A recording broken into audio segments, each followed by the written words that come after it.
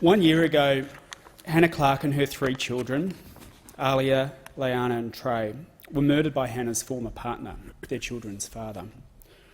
He ambushed them on their way to school, poured petrol in their car and set the car on fire. It was an event so shocking that it grabbed the attention of the public and politicians. It forced a conversation about what family violence looks like, how insidious it is, and how critical it is that we act to keep women and children safe. Since Hannah's murder, a further 52 women have been violently killed.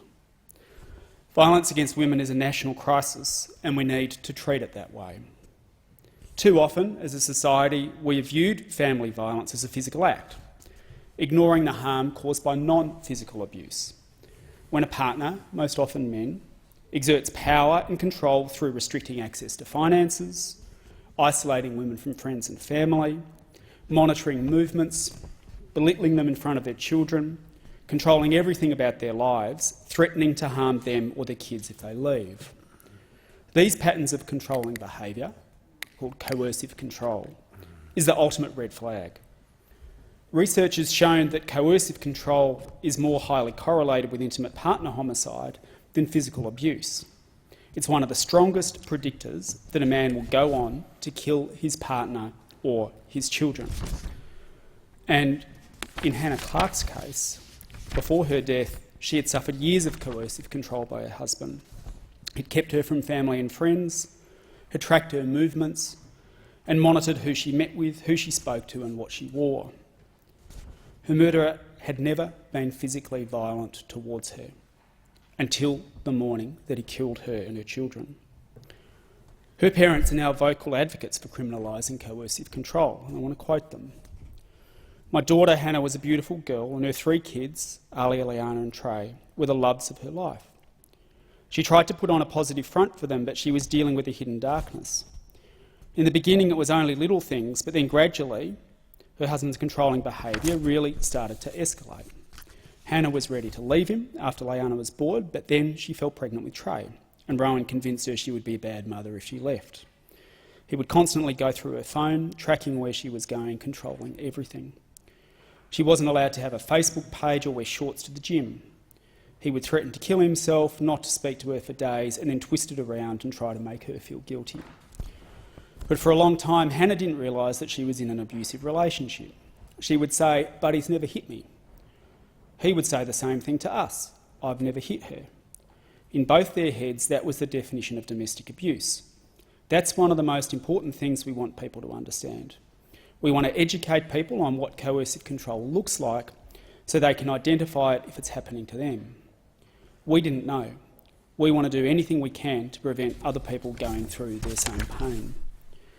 And, Mr Speaker, in most jurisdictions in Australia, it's extremely difficult to prosecute where the abuse is an insidious pattern of behaviour rather than an incident of physical violence.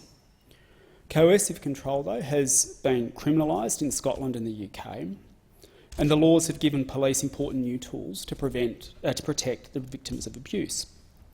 Tasmania has recognised non-physical abuse and financial control as an offence since 2004, but the offence has rarely been prosecuted. But momentum is growing in other states and territories. New South Wales is currently consulting on new laws. WA recently introduced a new offence of persistent family violence.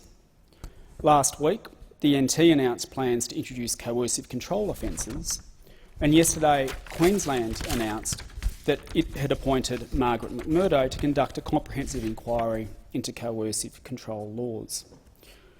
Criminalisation is not a complete response and cannot happen without wide consultation with experts, victim survivors, frontline services, police, courts, families. Any change must be accompanied by system reforms, including the development of tools, resources and guidelines for police, prosecutors and judicial officers. We need to help people to identify the signs, to understand and validate that what is happening is not okay, and more importantly, to know what to do.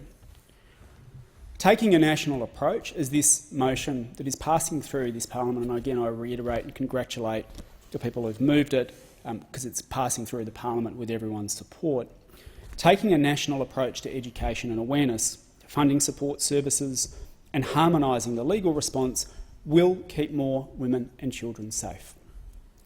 This week, of all weeks, the Parliament needs to show some leadership and tackle the culture that fails to keep women safe. The passage of this motion by parties across both houses is critical recognition that we need to take the politics out of it and get to work. We need Hannah's murder and the deaths of 52 more women since then to actually be a catalyst for change. We need action to keep women and children safe. And so, on behalf of the Greens support this motion that is passing through the Parliament with the support of everyone. We commend the motion.